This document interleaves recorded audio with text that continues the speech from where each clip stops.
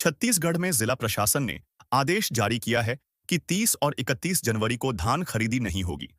Token प्राप्त कर चुके किसानों को 29 जनवरी को ही धान बेचने के निर्देश दिए गए हैं। प्रशासन ने समय पर केंद्र पहुंचने की अपील की है। छत्तीसगढ़ में प्रशासनिक फेरबदल किया गया है। राज्य शासन द्वारा जारी आदेश के तहत 86 अधिकारी कर्मचारियों का तबादला किया गया है। सभी को नई पदस्थापना पर शीघ्र कार्यभार संभालने के निर्देश दिए गए हैं। तबादले से प्रशासनिक कार्यों में सुधार की उम्मीद जताई जा रही है।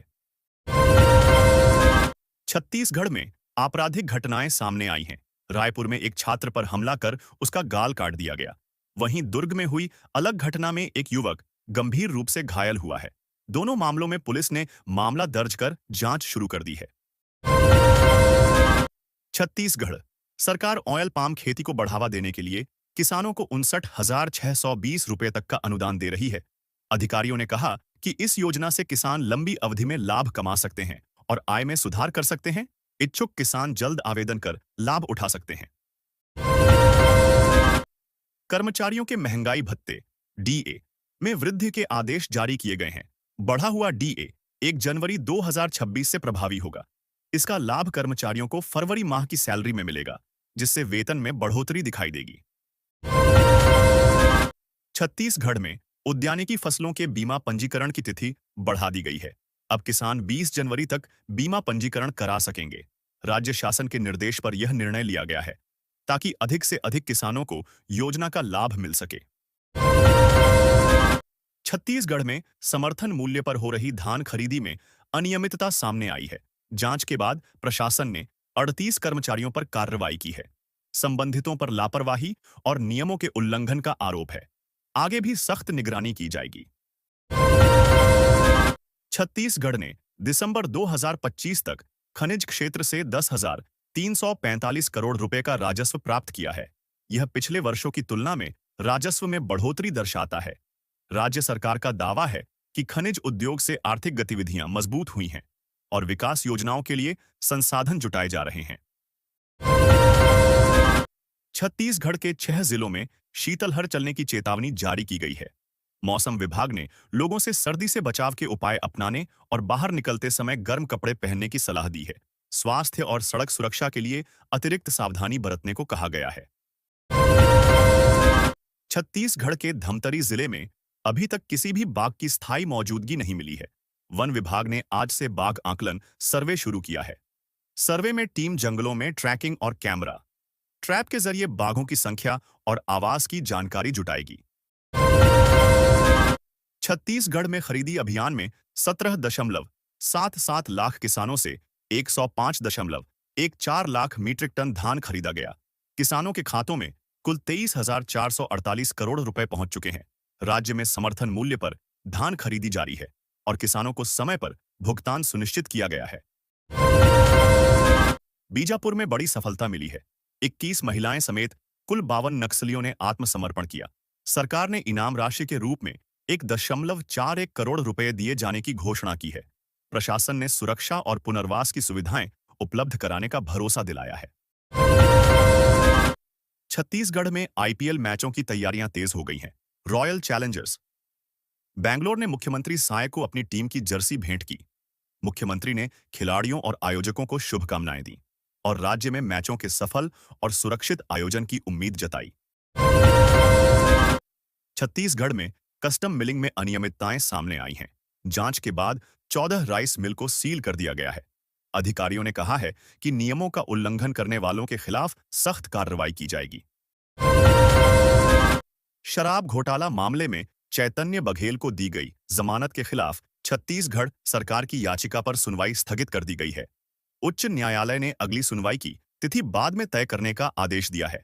मामला फिलहाल न्यायिक प्रक्रिया के अधीन है। छत्तीसगढ़ में सराफा दुकान से लगभग 1 करोड़ रुपए की चोरी हुई है। घटना का सीसीटीवी फुटेज सामने आया है, जिसमें चोरी का मामला स्पष्ट दिखाई दे रहा है। पुलिस ने जांच शुरू कर दी है और आरोपियों की पहचान के लिए फुटेज की मदद ली जा रही है।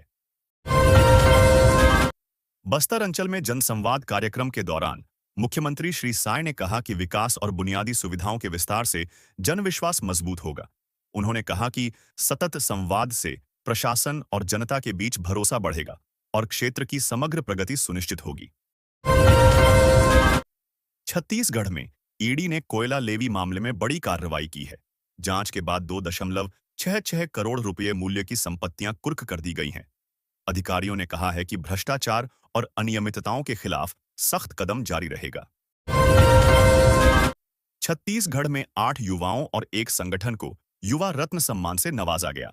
मुख्यमंत्री ने कहा कि नवयुवक अपने लक्ष्यों की ओर बढ़ें और समाज के विकास में सक्रिय भूमिका निभाएं।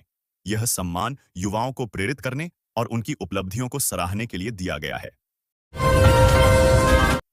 छत्तीसगढ़ के मोहल्ला मानपुर जिले के वनांचल स्कूलों में सोलर प्लांट लगाए गए हैं। इससे बिजली की समस्या दूर हुई है और बच्चों को बेहतर रोशनी व सुविधाएं मिली हैं। सोलर ऊर्जा से पढ़ाई का माहौल सुधरा है और डिजिटल शिक्षा को भी बढ़ावा मिला है। सरकारी कर्मचारियों के लिए खुशखबरी है। 8वें वेतन आयोग के लागू होने से पहले महंगाई भत्ता 70% तक पहुंच सकता है। इससे केंद्रीय कर्मचारियों और पेंशन भोगियों की सैलरी में बढ़ोतरी होगी और बढ़ती महंगाई से राहत मिलने की उम्मीद है। धान खरीदी में इस वर्ष नया रिकॉर्ड बना है। 13 जनवरी तक 17.77 लाख किसानों के बैंक खातों में कुल 23,448 करोड़ रुपए की राशि पहुंचाई जा चुकी है। सरकार के इस कदम से किसानों को समय पर भुगतान मिला है और आर्थिक स्थिति में सुधार हुआ है। छत्तीसगढ़ में सुरक्षा बलों ने माओवादियों की बड़ी साजिश नाकाम कर दी है। बीजापुर जिले में सर्च ऑपरेशन के दौरान भारी मात्रा में आईडी बरामद की गई। समय रहते विस्फोटक मिलने से बड़ा हादसा टल गया और सुरक्षा व्यवस्था मजबूत हुई है। छत्तीसगढ़ के सहकारी बैंकों में करीब 150 करोड़ रुपए के घोटाले की आशंका सामने आई है। केसीसी लोन के माध्यम से बड़े पैमाने पर हेराफेरी किए जाने का आरोप है। मामले की जांच शुरू हो गई है और जिम्मेदारों पर कार्रवाई हो सकती है। छत्तीसगढ़ हाईकोर्ट ने बड़ा फैसला सुनाते हुए कहा है कि पहली पत्नी के जीवित रहते की गई दूसरी शादी कानूनन मान्य नहीं होगी। कोर्ट ने स्पष्ट किया कि बिना वैध तलाक दूसरी शादी करना अपराध की श्रेणी में आता है और इस पर कानूनी कार्रवाई हो सकती है। 2,800 करोड़ रुपए के शराब घोटाले में बड़ी कार्रवाई हुई है। पूर्व मुख्यमंत्री के उप सचिव रहे सौम्या चौरसिया को गिरफ्तार किया गया है। अब आरोपी को एसीबी रिमांड में लेकर सख्त पूछताछ की जाएगी। जांच एजेंसियां घोटाले की परतें खोलने में जुटी हैं। भूमि अधिग्रहण को लेकर तहसील कार्यालय में सीओ ने रैयतों के साथ बैठक की। बैठक में किसानों की समस्याओं, मुआवजे और जमीन से जुड़े विवादों पर चर्चा हुई। अधिकारियों ने प्रक्रिया को पारदर्शी और समयबद्ध तरीके से पूरा करने का आश्वासन दिया ताकि किसानों के हित सुरक्षित रह सकें। छत्तीसगढ़ के श्रम मंत्री देवांगन ने सरकार की उपलब्धियां गिनाते हुए कहा कि बीते 2 वर्षों में 11 लाख से अधिक श्रमिकों का पंजीयन किया गया है। सरकार श्रमिकों के कल्याण के लिए विभिन्न योजनाओं के माध्यम से लगातार कार्य कर रही है।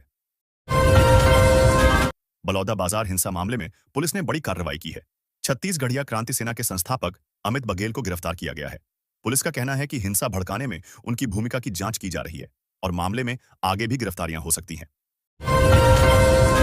मुख्यमंत्री के आगमन को लेकर प्रशासन अलर्ट पर है।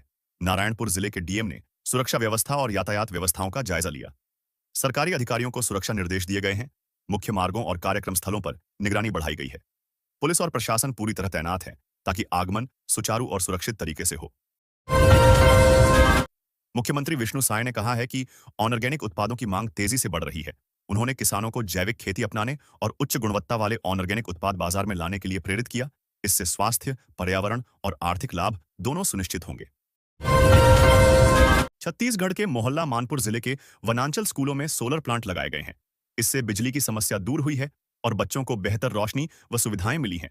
सोलर ऊर्जा से पढ़ाई का माहौल सुधरा है और डिजिटल शिक्षा को भी बढ़ावा मिला है। सरकारी कर्मचारियों के लिए खुशखबरी है।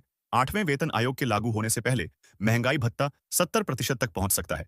इससे केंद्रीय कर्मचारियों और पेंशन भोगियों की सैलरी में बढ़ोतरी होगी और बढ़ती महंगाई से राहत मिलने की उम्मीद है। धान खरीदी में इस वर्ष नया रिकॉर्ड बना है। 13 जनवरी तक 17.77 लाख किसानों के बैंक खातों में कुल 23,448 करोड़ रुपए की राशि पहुंचाई जा चुकी है। सरकार के इस कदम से किसानों को समय पर भुगतान मिला है और आर्थिक स्थिति में सुधार हुआ है। छत्तीसगढ़ में सुरक्षा बलों ने माओवादियों की बड़ी साजिश नाकाम कर दी है। बीजापुर जिले में सर्च ऑपरेशन के दौरान भारी मात्रा में आईडी बरामद की गई। समय रहते विस्फोटक मिलने से बड़ा हादसा टल गया और सुरक्षा व्यवस्था मजबूत हुई है।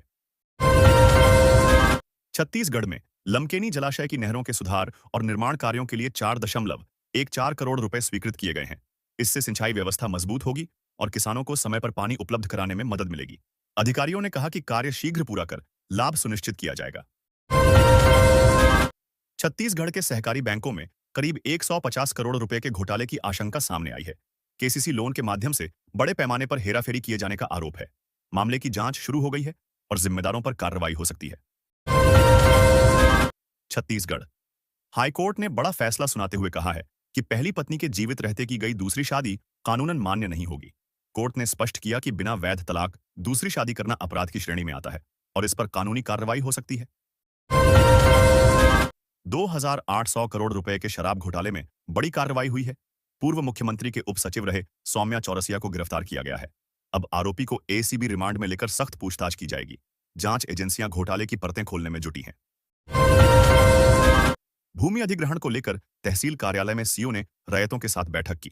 बैठक में किसानों की समस्याओं, मुआवजे और जमीन से जुड़े विवादों पर चर्चा हुई। अधिकारियों ने प्रक्रिया को पारदर्शी और समयबद्ध तरीके से पूरा करने का आश्वासन दिया ताकि किसानों के हित सुरक्षित रह सकें। छत्तीसगढ़ के श्रम मंत्री देवांगन ने सरकार की उपलब्धियां गिनाते हुए कहा कि बीते 2 वर्षों में 11 लाख से अधिक श्रमिकों का पंजीयन किया गया है। सरकार श्रमिकों के कल्याण के लिए विभिन्न योजनाओं के माध्यम से लगातार कार्य कर रही है। बलौदाबाजार हिंसा मामले में पुलिस ने बड़ी कार्रवाई की है। छत्तीसगढ़िया क्रांति सेना के संस्थापक अमित बघेल को गिरफ्तार किया गया है। पुलिस का कहना है कि हिंसा भड़काने में उनकी भूमिका की जांच की जा रही है और मामले में आगे भी गिरफ्तारियां हो सकती हैं। मुख्यमंत्री के आगमन को लेकर प्रशासन अलर्ट पर है। नारायणपुर जिले के डीएम ने सुरक्षा व्यवस्था और यातायात व्यवस्थाओं का जायजा लिया। सरकारी अधिकारियों को सुरक्षा निर्देश दिए गए हैं। मुख्य मार्गों और कार्यक्रम स्थलों पर निगरानी बढ़ाई गई है। पुलिस और प्रशासन पूरी तरह तैनात हैं ताकि आगमन सुचारू और सुरक्षित तरीके से हो। छत्तीसगढ़ जंगल में हाथियों ने आतंक मचा दिया। 10 किलोमीटर लंबी सड़क पर उनका कब्जा हो गया, जिससे लोगों के लिए मार्ग पूरी तरह बंद हो गए हैं। स्थानीय प्रशासन और वन विभाग की टीमें राहत और मार्ग खोलने के प्रयास में जुट गई हैं। यातायात प्रभावित होने से लोगों को मुश्किलों का सामना करना पड़ रहा है। रायपुर में मुख्यमंत्री से भारतीय वन सेवा 2024 बैच के प्रशिक्षु अधिकारियों ने मुलाकात की। उन्होंने वन संरक्षण, पर्यावरण संरक्षण और राज्य के वन विकास से जुड़े मुद्दों पर चर्चा की। मुख्यमंत्री ने अधिकारियों को अपने उत्तरदायित्व निभाने और वन संसाधनों के संरक्षण में योगदान देने के लिए प्रेरित किया। छत्तीसगढ़ के उद्योग मंत्री लखनलाल देवांगन आज अपना रिपोर्ट कार्ड पेश करेंगे। इसमें राज्य में औद्योगिक विकास, निवेश आकर्षण और रोजगार सृजन की प्रगति का ब्यौरा शामिल होगा। मंत्री रिपोर्ट में आगामी योजनाओं और सुधारों की भी जानकारी देंगे। रायपुर में एपीईडीए का क्षेत्रीय कार्यालय खोलकर छत्तीसगढ़ के कृषि निर्यात का नया वैश्विक द्वार खोला जाएगा। मुख्यमंत्री विष्णुदेव साय ने बताया कि इससे किसानों और व्यापारियों को अंतर्राष्ट्रीय बाजार तक पहुंच आसान होगी और राज्य के कृषि निर्यात को बढ़ावा मिलेगा। रायपुर में आधुनिक ऑनलाइन तकनीकों के इस्तेमाल से आबकारी विभाग की पारदर्शिता और विश्वसनीयता बढ़ गई है। डिजिटल प्रणाली ने रिकॉर्डिंग, लेन-देन और निगरानी को आसान बनाया है। इससे भ्रष्टाचार की संभावना कम हुई है और जनता के लिए विभाग की सेवाएं अधिक भरोसेमंद और सुलभ हो गई हैं। छत्तीसगढ़ के कस्टम मिलिंग घोटाले में हाईकोर्ट ने अनवर ढेबर, अनिल टुटेजा समेत 4 आरोपियों को जमानत दे दी है। कोर्ट ने उनकी स्वास्थ्य और व्यक्तिगत परिस्थितियों को ध्यान में रखते हुए जमानत मंजूर की है। मामले की जांच अभी जारी है और आरोपियों पर शर्तें लगाई गई हैं। छत्तीसगढ़ में आईपीएल की तैयारियों के बीच मुख्यमंत्री विष्णुदेव साय को रॉयल चैलेंजर्स बैंगलोर का जर्सी भेंट की गई। इस अवसर पर क्रिकेट और खेल विकास पर चर्चा हुई। मुख्यमंत्री ने खिलाड़ियों और युवाओं को खेलों में भागीदारी बढ़ाने के लिए प्रेरित किया। छत्तीसगढ़ के बालोद में आवारा कुत्तों का आतंक बढ़ गया है। एक ही दिन में डॉग बाइट के 16 मामले सामने आए हैं। स्वास्थ्य विभाग ने सतर्कता बढ़ाने और लोगों को सावधानी बरतने की सलाह दी है। स्थानीय प्रशासन जल्द कुत्तों के नियंत्रण के उपाय करने में जुटा है। छत्तीसगढ़ में सुरक्षा बलों ने माओवादियों के खिलाफ बड़ी कार्रवाई की। छापेमारी में भारी मात्रा में आईडी और माओवादियों के कई ठिकाने बरामद किए गए। इससे बड़े हमले की आशंका टली। अधिकारियों ने कहा कि अभियान जारी है और क्षेत्र में शांति व सुरक्षा बनाए रखने के लिए निगरानी तेज कर दी गई है। छत्तीसगढ़ के रायपुर में स्मार्ट सिटी परियोजना के तहत नई टेक्नोलॉजी लागू की गई है। इसके तहत ट्रैफिक प्रबंधन, सुरक्षा निगरानी और डिजिटल सेवाओं में सुधार किया गया है। नागरिकों को बेहतर सुविधाएं मिल रही हैं। प्रशासन का कहना है कि स्मार्ट सिटी पहल से शहर की जीवन गुणवत्ता बढ़ेगी और शहर और अधिक आधुनिक व सुरक्षित बनेगा। छत्तीसगढ़ सरकार ने महिला सुरक्षा को मजबूत करने के लिए राज्य में अतिरिक्त पुलिस चौकियां स्थापित की हैं। इन चौकियों से महिलाओं की सुरक्षा, शिकायतों का त्वरित निपटान और संवेदनशील क्षेत्रों में निगरानी बढ़ेगी। प्रशासन का कहना है कि इससे अपराध नियंत्रण में मदद मिलेगी और नागरिकों का विश्वास बढ़ेगा। उचका गांव प्रखंड में किसान रजिस्ट्री आईडी बनवाने के लिए 8 दिवसीय पंचायतवार शिविर का आयोजन किया जाएगा। किसान अपने जरूरी दस्तावेजों के साथ नजदीकी पंचायत या उपार्जन केंद्र में जाकर रजिस्ट्री आईडी प्राप्त कर सकेंगे। प्रशासन ने कहा कि इससे धान बिक्री और सरकारी योजनाओं में सुविधा बढ़ेगी। छत्तीसगढ़ के एक जिले में 16,000 राशन कार्ड धारकों के नाम राशन सूची से हटा दिए गए। अधिकारियों ने कहा कि यह कार्रवाई गलत जानकारी और डुप्लीकेट कार्ड को दूर करने के लिए की गई है। प्रभावित लोगों को शिकायत निवारण के लिए संबंधित विभाग से संपर्क करने का निर्देश दिया गया।